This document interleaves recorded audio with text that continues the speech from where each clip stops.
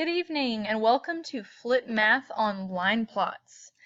Our learning outcome for tonight is I can use data to create a line plot. Please pause the video now to record your LO. For our line plot practice for tonight, the first thing that you'll see is we're working with insects. So I've collected some data on these insects. So we have a red ant, a dung beetle, a ladybug, honeybee, grasshopper, mosquito, cricket, and a tick. And we have all of their measurements right here. So we see that they're all in inches. But if I'm looking at my fractions, I see that my denominators are different. So I have eighths here, halves, fourths, and it looks like those are the three that I have. The very first thing that I need to do is I need to see my range. So when I'm thinking about my range, I'm thinking about where my line plot is going to start and where it's going to stop. I see that all of my fractions here, I don't have any improper fractions, so I don't have anything greater than 1 whole.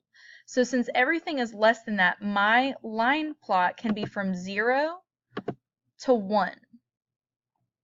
Now I need to go ahead and put my fractions on my line plot. Most of my fractions are in eighths, so I'm going to do it in eighths. So I'm going to have 1/8, 2/8, 3/8, 4/8, 5/8, 6/8, 7/8, and then 8/8 is equivalent to 1 whole. So go ahead and pause the video now to record down these fractions on your line plot. Now I need to find my equivalent fractions. So as you can see here, I went ahead and placed 1/4 equivalent to 2/8. 1/4 and 2/8 are equivalent, and then I need to figure out where 1/2 would be on my number line. I look at my number line, it's in eighths. I know that 4 is half of 8, and that my number line right here is directly in half. So that's where I'm going to put my 1/2. And then the last one that I need to do is 3/4. So I know that 3/4 of 8 would be 6. So 6/8 would be equivalent to 3/4. So I'm going to go ahead and circle those so that I know that all 4 of these are equivalent fractions.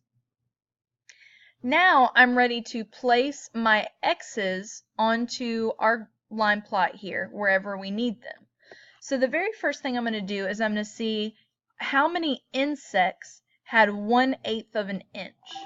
So I look and I see 1/8 here. That's not 1/8. That's not. Okay, so we've got 1/8 here. So if I add up my 1/8 for my red ant and my mosquito, I get 2/8. So I'm going to put 2 x's down here. Now I need to see which insects had 2/8 or 1/4. So I've got the ladybug, I keep looking, and the tick, because we said 2/8 or 1/4 because they're equivalent. So the ladybug and the tick, that's 2 insects. So I do my 2 x's. I'm now looking for my next fraction, which is 3/8. I look down my list. I don't see any fractions that are 3/8, so I'm not going to have anything here for my 3/8.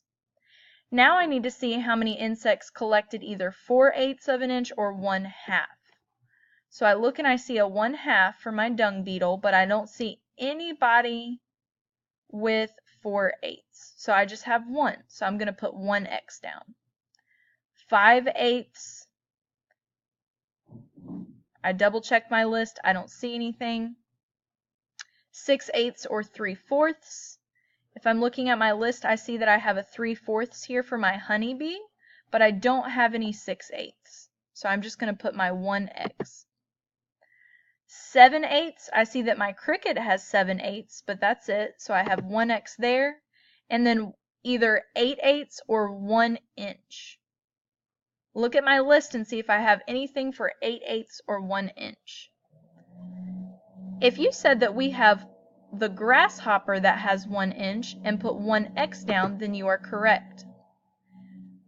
Go ahead and make sure that you have all of the x's down in the correct place for our line plot. Now that we have our line plot correctly done on the previous slide. Now we're going to talk about two questions. The first question is A. What is the difference between the cricket and the honeybee? Show your thinking. When I see that word difference, I automatically think of subtraction. So I know that I need to subtract the cricket's inches and the honeybee's inches. So I'm going to go ahead and make an equation for that. So the honeybee is 3 inches if I look over here at my chart. I know that 3/4 is equivalent to 6/8. So I'm going to go ahead and have that down. Next, the other insect that I need to look at is the cricket. So I look at the cricket and that's 7/8 inches. So I have my 7/8 down. Now I need my equation. I'm going to do 7/8, which is my cricket, minus my honeybee, which is 6/8, and I get 1/8 of an inch when I subtract those. Because remember, when we're subtracting fractions, my denominator stays the same, and I'm just subtracting my numerator, which is 7 minus 6, and we know that that's 1. So I get 1/8 of an inch is the difference between the cricket and the honeybee. So I put my answer into a complete sentence, and I have my equation here, and then I have my variables that have their totals over here, which I got off of my list. The second part of our question is, what is the sum of the red ant, tick, and honeybee? Once again, when I see that word sum, I automatically think of what operation? If you're thinking addition, you're correct. Sum means we're adding together. So I already highlighted our red ant, our honeybee, and our tick. So I look at the 3 totals for those. I'm noticing that they're not all in 8ths, and I need to make them 8ths. So red ant, he's already in 8ths, but the honeybee, I need to make my 3/4 into 8ths. When I do that, I have that my honeybee is equal to 3/4, which is also equal or equivalent to 6/8. My tick, I need to put my total down for him in 8ths, so my tick is equal to 1/4, which is the same as 2/8 in 8ths. Now that I have my equivalent fractions down and we're all having the same denominator here for our 3 insects, I need to make an equation. See if you can come up with the equation as you pause the video for our 3 totals. If you have an equation that looks like this, 1/8 plus 6/8 plus 2/8, that would be correct. The final answer that we get is 9/8. Now that I've answered both of my questions, I'm now ready for the independent practice. Here's your 2 homework problems for tonight. You need to solve the following math problem in your journal, and you'll show your notes and your answers to your teacher in the morning. Be sure to plot all of the points on the line using X's. So all of these over here, so our line plot is called squished gummy worms.